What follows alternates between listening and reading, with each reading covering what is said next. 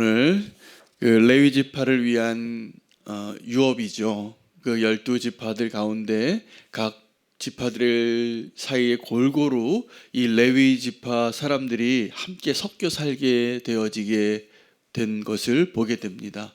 그러니까 레위인들과 그 12지파는 다 함께 살았는데 그 방식이 오늘 우리가 발견하는 반복되어지는 표현이 있습니다. 제비 뽑았다는 것과 함께 그 12지파 중에서 이 레위인들을 위하여 그 어떤 성읍과 목초지를 주었다는 사실입니다. 그래서 그들과 함께 살게 한 것이죠. 이것이 무엇을 의미하는가? 왜 하나님은 레위 지파를 그들만의 땅을 구획해서 제비 뽑아서 주지 않고 또다시 그 12지파들 가운데서 또 다른 제비를 뽑아서 각 지파별로 이 아론의 자손들 또 제사장 아론의 그 지파들에게 그들만의 그 기업을 왜 이런 방식으로 줬을까를 한번 생각해 볼 필요가 있습니다. 왜냐하면 이때 당시에 이 레위인들의 존재와 또 그들에게 허락하신 하나님의 기업과 또 그들 안에 하나님이 세우셨던 도피성들이 어떻게 보면 지금 저와 여러분이 교회로서 살아가고 있는 우리의 모습에 영적인 원리가 그 안에 있기 때문에 그렇습니다. 성도는 지금도 하나님의 나라를 살아가고 있는 천국 시민이면서 동시에 이 땅에 보냄을 받아서 이 땅 가운데 우리가 세상 사람들과 똑같이 직장도 다니고 결혼도 하고 자녀들 교육도 시키고 또 우리가 이 땅에서 누리는 것들을 함께 동일한 모습으로 살아가고 있지만 무언가가 다른 것입니다. 무언가가 다릅니다. 이 레위 지파의 모습은 오늘 우리가 교회로서 어떤 모습으로 살아가야 하는가를 생각하게 해주는데 두 가지 책임과 사명이 있습니다. 레위인이 해야 할 일들이 무엇이냐면 하나님께 제사를 섬기는 것입니다. 광야에서는 그들이 이렇게 나누어서 그앗 자손, 게르손 자손, 무라리 자손들이 이 성막에 필요한 그 기구들을 구별해서 옮기는 일을 했습니다. 그리고 제사장을 도왔습니다. 그리고 그 제사장은 늘 하루도 빠짐없이 그 이스라엘 가운데 하나님 앞에 예배하는 삶을 살았습니다. 그런데 장소가 바뀐 겁니다. 광야와 가나안이죠. 이 가나안 땅에 들어가서 그 땅을 기업으로 삼아서 다 분배하면서 그 예배가 지속되게 하기 위한 레위인의 존재 그리고 레위인의 성읍과 함께 도피성을 오늘 제비 뽑아서 함께 만들어가고 있는 어떻게 보면 신도시 개발할 때 어떤 계획안이 있는 것처럼 하나님은 이 언약의 민족이 이스라엘 지파가 하나님의 백성이 이 가나안 땅에 들어갔을 때 이러한 구성 요소를 가지고 살게 하신 것이죠. 이 땅을 기업을 받을 때 이 레위인의 기업은 두 가지가 있는 것입니다. 하나는 하나님이 그들의 기업이었고 또 하나는 이 레위인은 땅을 기업으로 받은 것이 아니라 사람을 기업으로 받은 겁니다. 12지파를. 그래서 두 가지 책임이 있습니다. 하나님께 예배하는 것, 이 이스라엘 민족의 그 마지막 영적인 보루가 되는 것. 그것이 도피성이거든요. 도피성은 누구라도 달려와서 산지에도 있고 평지에도 있었는데 달려와서 숨을 수 있고 피할 수 있고 그곳에서 자기의 죄를 고백하고 생명을 유지할 수 있는 하나님의 안전장치입니다. 그러면 우리는 한번 생각해 볼 필요가 있습니다. 이 도피성은 감옥입니까? 교회입니까? 이 도피성이 분명한 죄를 지은 사람이 마지막에 자기의 생명을 그 죄값으로 죽임을 당해야 하는데 죽임을 당하지 않고 달려가서 살 수 있는 은혜가 허락되어진 것. 여러분 그곳이 교회입니다. 교회는 내가 죄인인 것을 아는데 하나님께로 달려와서 우리의 예배가 회복이 되어지고 우리의 양심이 회복이 되어지고 우리의 거룩함이 회복되어지는 것을 위해서 하나님께서 이 땅에 남겨둔 도피성인 것이죠. 또 교회 와서 좀 위로받기를 원합니다. 여기에서 좀 보호받기를 원하고 쉼을 누리기를 원하고, 그러면서도 동시에 이 교회에서 우리는 해야 할 사명들이 있는 겁니다. 우리의 사명은 예배를 위한 사명이 있고 이 세상을 향한 사명이 있는 것이죠.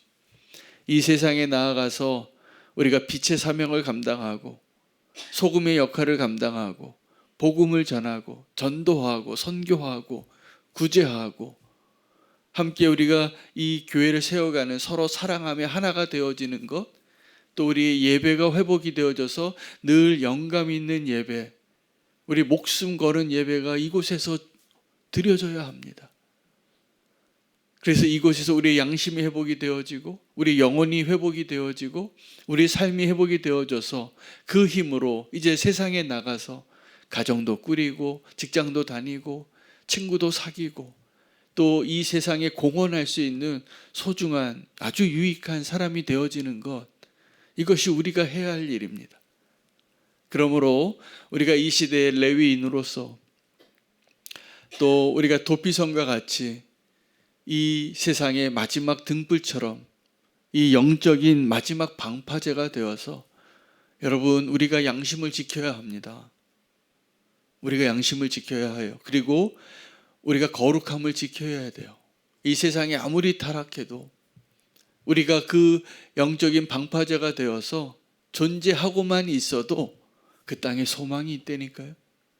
하나님 그 12지파 이스라엘들에게 11지파에게 땅을 다 나눠주고 이 요셉의 자손 에브라임과 므낫세가 두 지파가 됐기 때문에 땅을, 원래 이 레위인에 해당될 몫을 한 가문이 2배를 차지한 것이죠. 그리고 이 레위인에게는 땅을 안 주신 거예요. 그리고 그들의 사명은 땅이 아니라 사람이에요. 여러분, 우리도 이 세상에서 우리의 기업이 무엇인지를 분명히 아시기를 바랍니다. 레위인이 사는 법, 이 도피성의 사명, 레위 지파가 이 땅에서 살아가는 그 방식, 정확하게 지금 우리가 교회로서 살아가야 할 사명과 목표와 책임입니다. 그 레위 지파가 있어야 이 제사가 가능합니다.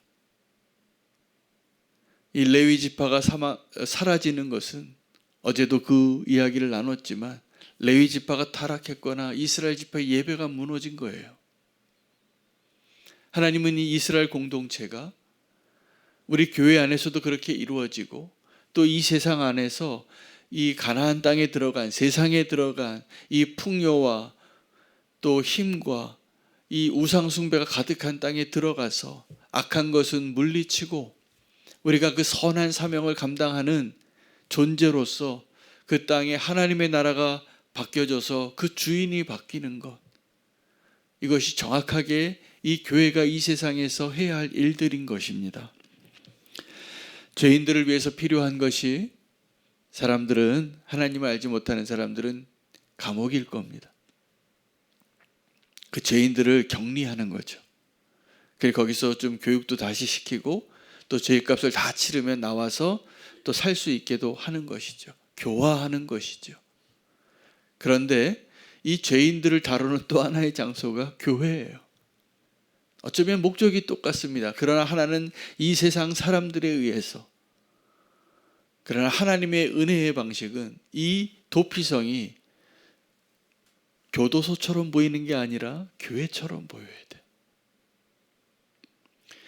그래서 그것이 정말 하나님의 은혜가 통치하고 어떠한 죄를 지어도 용서받을 수 있고 살 수 있고 우리가 동일하게 살아낼 수 있는 그 레위 지파가 있고 제사장이 있는 곳에는 이 이스라엘 민족 지파가 그 땅에서 자기들의 그 죄 때문에 하나님의 죄값을 피할 수 없을 때, 또 그들 안에 있는 그 보복하려는 그 사람들의 칼날에서부터 지켜내는 것,